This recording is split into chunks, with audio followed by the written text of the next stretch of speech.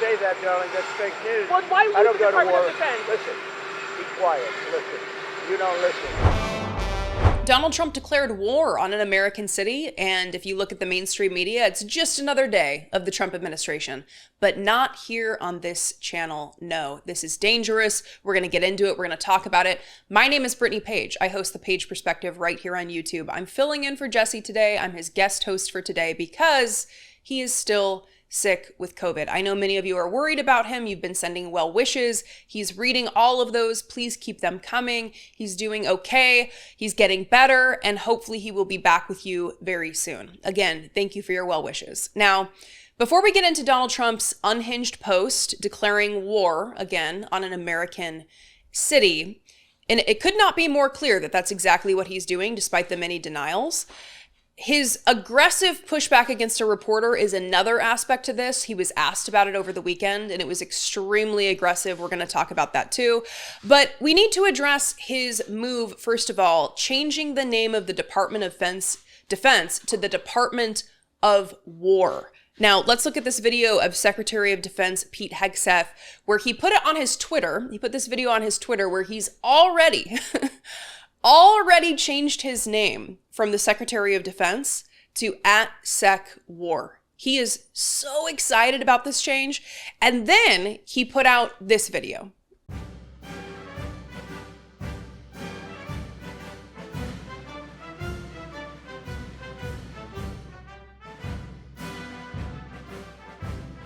All that says to me is insecure, weak men. That's all that is. And Pete Hegseth really fits into that category, right? So just last month, by the way, the White House posted about Donald Trump being the president of peace. So of course, I'm sitting here like, wait a minute, is he the president of peace, or is he the president of war and declaring war on an American city, that city being Chicago? In fact, let's just get to the post right now. He put this on Truth Social. It reads, "I love the smell of deportations in the morning. Chicago about to find out why it's called the Department of War, with a photo of Trump with a city on fire and helicopters in the sky featuring the words Chipocalypse now." Okay. Now, several things about this.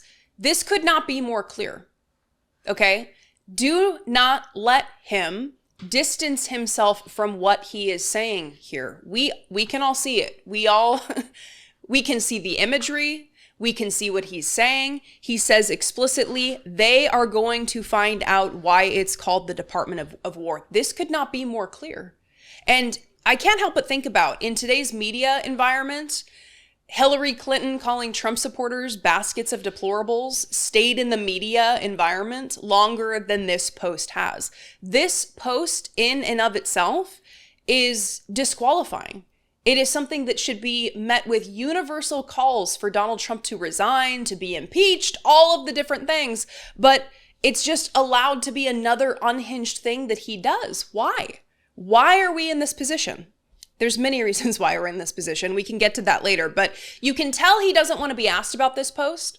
You can tell that he doesn't want to be confronted about this post, because he was confronted over the weekend by a reporter who asked him if he's going to war with Chicago, and this is how he responded.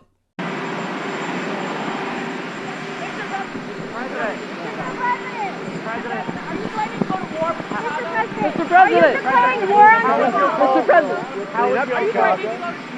trying to go to war with That's just Chicago? fake news. When you say that, darling, that's fake news. Well, why I don't the go to Department war. of Defense? Listen, be quiet. Listen. You don't listen. You never listen. That's why you're second rate. We're not going to war. We're going to clean up our cities. We're going to clean them up so they don't kill 5 people every weekend. That's not war. That's common sense. Bending down, calling her darling, telling her to be quiet and listen. It's like this clip was created in a lab to give me a rage rash on my neck. And if I have one, just ignore it, okay? So I continue to be disgusted that this is the man that was given a position of power in our society for many reasons. I mean, he's a racist, he's deplorable, he has horrible morality, and he can't be criticized, he can't be questioned, he can't be asked questions that he doesn't like. And what's particularly disturbing is watching the way that the press corps has slowly started to change. it's good that we still have a reporter who's there, who's asking questions like this, but increasingly, that's not happening. And I have, hosted a news podcast with Jesse for 10 years. And I have listened to a lot of press conferences. I listen to it more than I would like, more than is good for me, probably mentally. And to listen to these reporters that are slowly being replaced with people who are not challenging him, who are not asking him actual questions, who after they ask a question, he says, I really like this guy. That's something that's disturbing, because we're slowly starting to move into a place where there's very little room for him to be challenged. There's very few moments where he actually is legitimately being challenged, and that's disturbing. But, after this, and we'll kind of have this like moment of levity before we get into other problematic things that we're going to talk about. He walked out into the grass to really show us all his manly strength.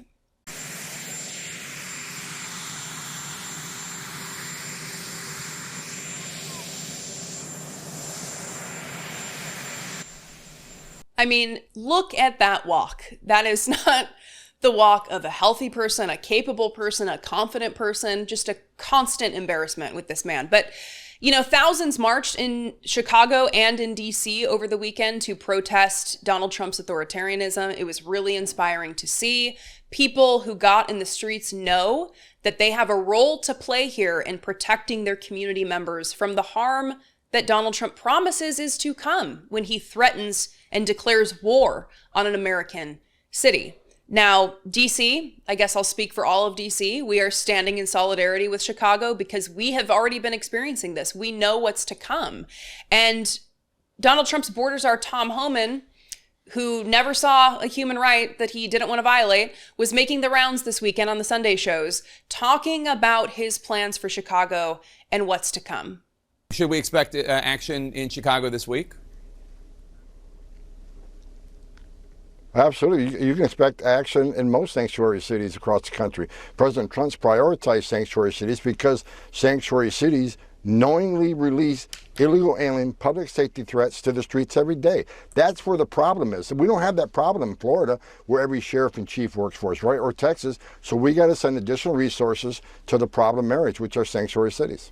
As we know, the Trump administration has been targeting citizens, green card holders, people who write op-eds that he doesn't like, who have opinions that he doesn't like. He's arresting people who are showing up to their court hearings, who are doing things the right way, the way that they claim that they want things done, and arresting them, throwing them into inhumane conditions, being arrested by people with masks on, being kidnapped and taken somewhere, put somewhere with zero sanitary conditions, zero due process rights. It's disgusting. None of this is about safety. We should know that by now. This is about carrying out the wishes of the white power activists that are in charge in the Donald Trump administration. If this administration actually cared about safety, he wouldn't be devastating our social safety net. The things that actually protect people, the things that actually give people an opportunity to live a happy, healthy, productive, fulfilling life. But that's exactly what he's doing. This is about terror. This is not about safety. Please protect your community. Use your privilege, if you have it, to film ICE, document their human rights abuses, document their lawlessness, get information about the people that they're attempting to kidnap so that that person's family can find them. It's really important that we step up to protect our community, and we are really, really sending our best to Chicago. If you live in Chicago, please comment below. Tell us what you're experiencing. Tell us what you're seeing on the ground. Tell us what you saw at the protests. And again, people here in DC, people across the country, people in the comments are going to send you solidarity. We're standing with you, Chicago.